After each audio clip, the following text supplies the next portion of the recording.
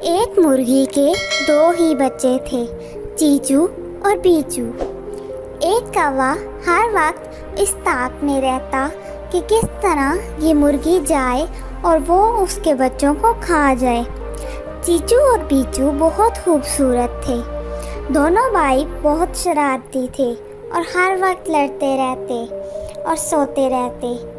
एक दिन मुर्गी ने फैसला किया कि यहाँ मेरे बच्चों को खतरा है, अब मैं यहाँ नहीं रहूँगी। कौवा किसी भी वक्त मेरे बच्चों पर हमला कर देगा। ये फैसला करते ही मुर्गी अपने बच्चों को दूर ले गई और ऐसी जगह बिठा आई जहाँ पर हर जगह बर्फ ही बर्फ थी। मुर्गी ने सोचा, चलो मैं अपने बच्चों को इधर बिठा देती हूँ। लेने चली गई। इधर चीचू ने जब देखा कि उनकी माँ चली गई है तो वो बीचू को मारते हुए बोला, अरे बीचू, तुम सो रहे हो? देखो कितनी प्यारी बर्फ आ रही है। देखो ना कितना प्यारा माहौल बना है।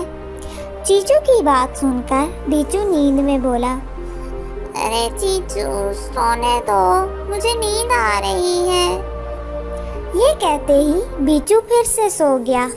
चीचू को डर लग रहा था। डरते डरते वो भी सो गया।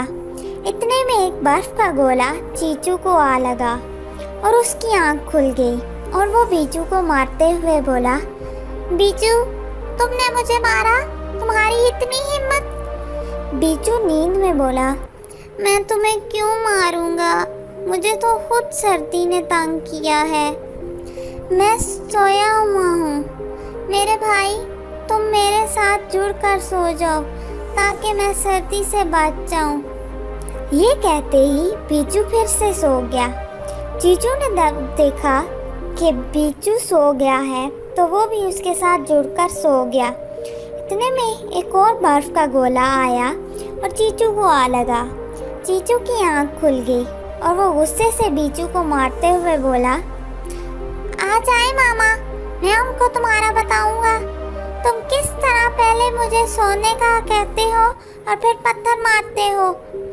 तुम्हें ये भी नहीं तमीज कि मैं बड़े भाई को किस तरह मारता हूँ। बीचू चीचू की बात सुनकर एकदम जाग गया और बोला, किसने मारा है भाई?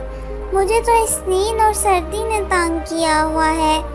मैं भला तुम्हें क्यों मारूंगा? ये कहते ही बीचू फिर सो गया। चीचू ने जब देखा कि बीचू फिर से सो गया है तो वो भी जुड़कर सो गया। अभी चीचू की आंख ही लगी थी कि एक और बर्फ का गोला आया और चीचू को आ लगा। चीचू बड़बड़ा कर जागा और बोला, ये किसकी शरारत है? जब उसे कोई नजर न आया तो वो गुस्से से बीचू को मारते हुए बोला, बीचू के बच्चे, ये तुम्हारी ही शरारत है। अब मैं तुम्हें नहीं छोड़ूंगा। बीचू गुस्से में आ गया और नींद से उठते हुए बोला, चीचू भाई, मुझे तंग ना करो। भाई, मुझे लगता है आपका सर्दी की वजह से दिमाग जम गया है और उसने काम करना छोड़ दिया है।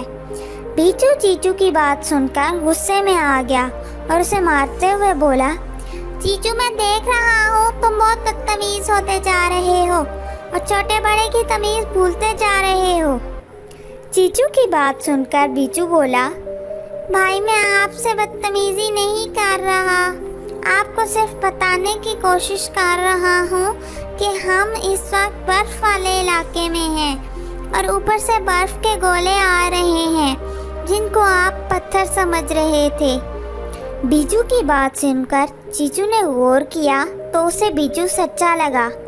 वो शर्मिंदा हो गया और बोला, सॉरी मेरे भाई, मुझे गलतफहमी हो गई थी। बीचू बोला, आप मेरे बड़े भाई हैं, छोड़े सारी बातें, चले सोते हैं। ये कहकर दोनों भाई मज़े से एक दूसरे के साथ जुड़कर सो गए। नतीजा, अगर गलतफहमी को वक्त पर दूर किया जाए तो हम बहुत से मसाइल से बच सकते हैं।